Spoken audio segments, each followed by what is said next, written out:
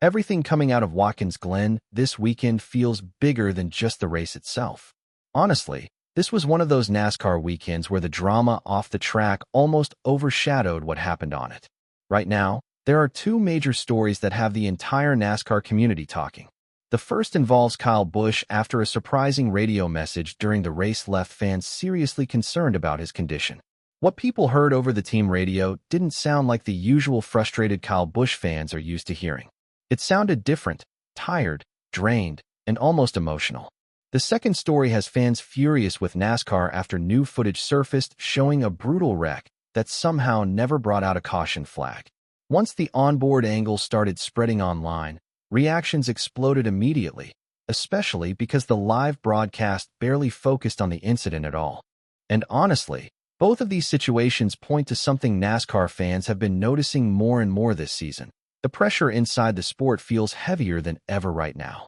Drivers are frustrated, teams are stressed, fans are questioning decisions every single week, and after Watkins Glen, it feels like emotions across the garage are reaching another level entirely.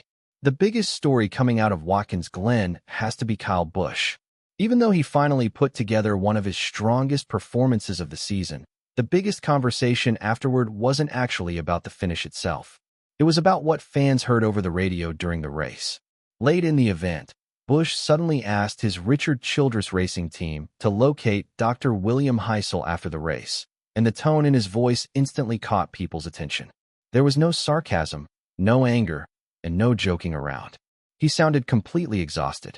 Once that radio clip started spreading online, fans immediately started worrying that something serious might be happening physically. Later reports explained that Busch had apparently been battling a rough sinus illness throughout the weekend and needed treatment after the race because he was feeling terrible inside the car. When you look at how physically demanding the race was, it honestly makes his performance even more impressive. Busch started all the way back in 21st, and early on the number 8 Chevrolet honestly didn't look competitive at all. During Stage 1, he struggled badly with the balance of the car and spent most of the run outside the top 20. But as the race continued, things slowly started improving. The Richard Childress Racing team made adjustments during Stage 2, and suddenly Busch began moving through the field. The car looked faster, strategy started working, and Busch managed to finish the second stage inside the top 5. In the final stage, fuel strategy and track position helped keep him near the front while other drivers started fading late in the race. By the checkered flag, Busch crossed the line in 8th place, officially his best finish of the NASCAR Cup Series season so far. And when you remember he was dealing with sickness the entire weekend, the result honestly becomes even more impressive. But the bigger reason this story has gained so much attention is because many people inside the NASCAR world believe the pressure surrounding Kyle Busch and Richard Childress Racing is starting to become extremely intense. If you followed this season closely, you can definitely feel it. There have already been multiple emotional radio moments from Busch this year. Fans remember the frustration at Martinsville, the incidents at Texas, and the constant complaints about speed, setups, handling, and mistakes.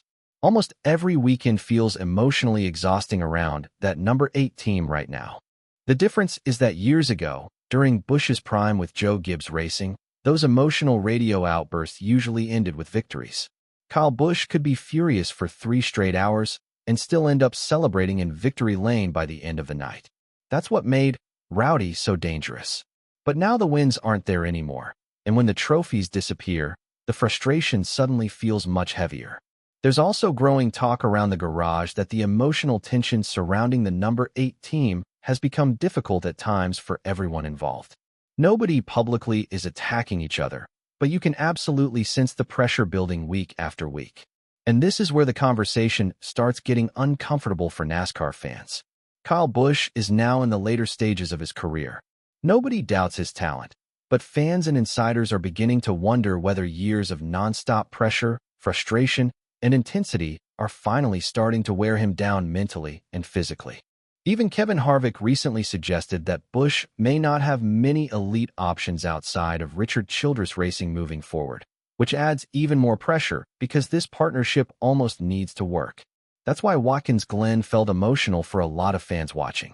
On one side, you saw flashes of the old Kyle Busch again with smart race management, strong road course driving, and a determined climb through the field despite being sick and frustrated.